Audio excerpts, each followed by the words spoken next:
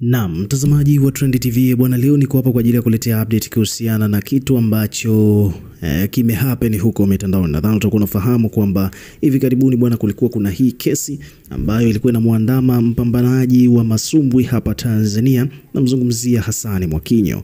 Na Mwakinyo bwana alifanya jambo ambalo tunaweza kusema kwamba ni jeusi. Naweza kusema hivyo tu kwa kifupi kwamba ni moja kati ya vitu ambavyo hakuna mtu ambaye alikuwa anategemea kwamba vinawezekana vikawa vimetokea au vimefanywa na mtu kama yeye ambaye ni kioo cha jamii kama tunavyofahamu. Lakini inavyodaiwa ni kwamba hii sio mara ya kwanza, kwa mujibu wa wakazi wa huko Sarare, Tanga, ambapo ndipo Hassan Mwakinyo bondia huyu anapoishi.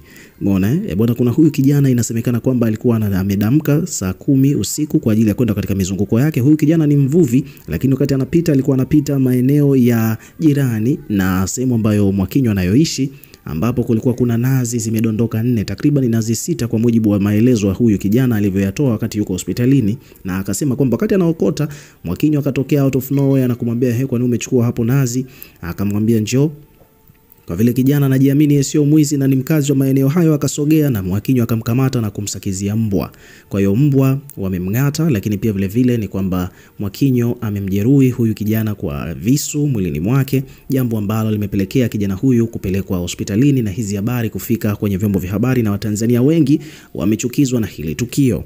Kwa hiyo pia vile vile wananchi wa huko Tanga, maeneo ya tukio hilo lilipotokea, wamezungumzia hilo swala na wamelaani vikali kitendo ambacho Mwakinyo amekifanya. Wanadai kwamba hii sio mara ya kwanza, lakini kuna tukio lingine ambalo Mwakinyo alimuunguza kijana na pasi kwa sababu aliokota maembe nyumbani kwake. So mambo ni mengi, na hii imekuwa ni moja kati ya vitu ambavyo watu wengi sana wanavifuatilia kwa karibu. Na hivi karibuni tulitoa taarifa kuhusiana na jeshi la polisi mkoani huko Tanga, ambapo lilikuwa limeeleza kuwa linaendelea kumshikilia bondia maarufu Hassan Mwakinyo mwenye umri wa miaka 29 kwa tuhuma za kumshambulia na kumjeruhi kijana mwenye umri wa miaka 21 ambaye anafahamika kwa jina la Musa Ali. Huyu ni mvuvi na ni mkazi wa Sahare huko jijini Tanga. Kwa mujibu wa kamanda wa polisi wa mkoani Tanga anayefahamika kwa jina la Almanusi Muchunguzi, amezungumzia tukio hilo lililotokea baada ya Mwakinyo kumtuhumu huyu kijana Ali kuwa ni mwizi. Inadaiwa kuwa mvuvi huyo alikuwa alikuwa akipita karibu na makazi ya bondia huyo wakati shambulio hilo lilipotokea. Kamanda Muchunguzi ameongeza kwa kuzungumza kwamba kuhusiana na uchunguzi wa kesi hiyo unaendelea, na kwamba baada ya kukamilika hatua zaidi za kisheria, ikiwa ni pamoja na kumfikisha mahakamani, zitachukuliwa. Jeshi la polisi pia likawataka wananchi kuendelea kutoa ushirikiano kwa kutoa taarifa kuhusiana na vitendo vya kihalifu, huku likisisitiza kuwa kuchukua sheria mkononi ni kosa la jinai linaloweza kupelekea hatua kali za kisheria kuchukuliwa dhidi ya mtendaji wa makosa hayo. So hivyo ndivyo habari ilivyokuwa. Kwa hiyo tukawa tumepewa taarifa rasmi kwamba Mwakinyo alikuwa ameshikiliwa na jeshi la polisi kwa makosa hayo ambayo alikuwa ameyafanya. Sasa baada ya hapo ni kwamba watu wengi sana, kuna watu wamehisi kwamba huyu kijana saa 10 alikuwa anatafuta nini? Kwa kuna watu wanamtetea Mwakinyo, kuna watu ambao wamekuwa wakikerwa na kumsema vibaya Mwakinyo, wakimtetea huyu kijana kwamba Mwakinyo alichokifanya ni unyama na wala haipendezi. Na sheria ukifuatilia kwa karibu wanasema kwamba hata kama ukikamata mwizi huruhusiwi kujichukulia hatua mkononi. Yani ukimkamata mwizi nyumbani kwako huruhusiwi kujichukulia hatua za sheria mkononi, kwa sababu ni kosa la jinai. Lakini self defense is allowed. Sasa inategemea na scenario na jinsi ambavyo kesi ikifika mahakamani watasema. Lakini huyu kijana inasemekana kwamba hakuwa na silaha wala nini, na alivyoitwa alisogea kumsikiliza. Sasa hiki alichofanyiwa ni kama watu ndio wanasema kwamba kinaanguka katika upande huo wa kujichukulia hatua au kujichukulia sheria mkononi. Sasa Mwijaku amekuja kumtetea Mwakinyo. Kupitia ukurasa wa Mwijaku kuna posti 3 ambazo ameziambatanisha picha hizi akiwa amepiga na Mwakinyo. Alafu Mwijaku akaweka ujumbe hapa katika caption, ambapo ujumbe wa Mwijaku unasema kwamba tujifunze kusamehe kwa vijana wetu. Tujifunze kusamehe kwa vijana wetu. Alafu akaandika kwamba Mwakinyo, haijalishi mtu katenda au hajatenda kosa, ndugu zangu wa Tanga, Sehera na vitongoji vyake, mtoto akinyea mkono haukati bali tunauosha. Naomba msamaha, namuombea msamaha mdogo wangu wa shati huyu, ni ujana unamsumbua na ujuaji, inshallah tumsamehe.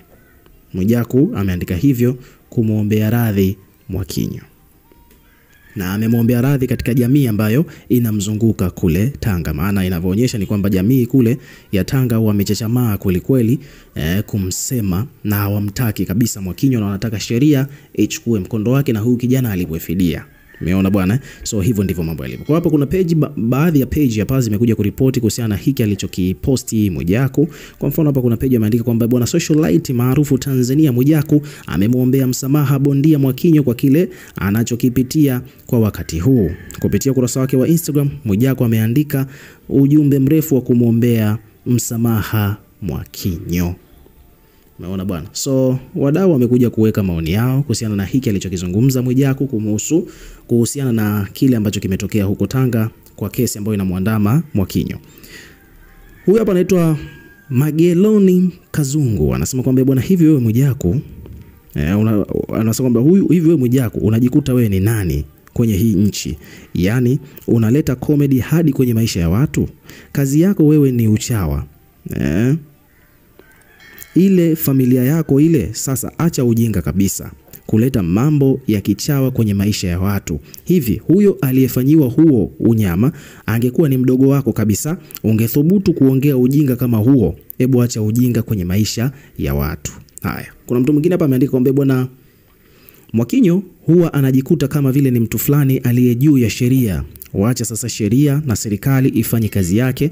Wewe chawa, achana na maisha ya watu. Kazi yako wewe ni kulisha familia yako kwa kuidhalilisha. So achana kabisa na hayo mambo. Alafu akamalizia kusema kwamba vaa kiatu cha huyo mtoto then uje uropoke tena. Haya, kuna mtu mwingine hapa amesema kwamba bwana, yani ukisikiliza maelezo ya huyu dogo anayedai kwamba ameshambuliwa na Hassan Mwakinyo, mbona kama vile hayajitoshelezi? Jamani, nchi yetu ina watu wenye akili nyingi sana. Huyo dogo akipigwa lungu vizuri anaweza akasaidia polisi upelelezi kwamba ameiba mara ngapi. Naamini kwamba Mwakinyo hawezi kufanya hivyo. Kuna mtu amekuja kuweka mmono wake tofauti kidogo na comments nyingine. So ukiwa kama mdau, wewe pia una maoni gani kuhusiana na hili? Weka maoni yako hapo chini katika comment section. Tutakuwa tukisoma na kureplay kila comment ambayo tutakuwa tunaiona, na pia vile vile hakikisha una subscribe kwa ajili ya kupata update zaidi.